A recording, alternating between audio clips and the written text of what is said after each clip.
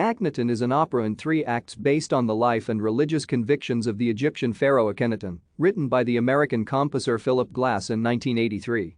The libretto is by Philip Glass in association with Shalom Goldman, Robert Israel, Richard Riddell and Jerome Robbins. Akhnaten was commissioned by Württembergische Staatstheater, Stuttgart, and had its world premiere on March 24, 1984, at the Stuttgart State Theatre, under the German title Echnaton.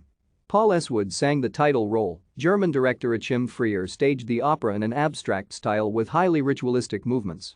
The American premiere, directed by David Freeman, was on October 12, 1984, at the Houston Grand Opera, where Glass's opera The Making of the Representative for Planet 8 also premiered. The UK premiere, based on the American production, was on June 17, 1985 by English National Opera at the London Coliseum. This production was revived at the London Coliseum in March 1987. The award-winning Polish premiere, directed by Henryk Baranowski, was on May 20, 2000 at the Grand Theatre in Łódź. Thank you for watching.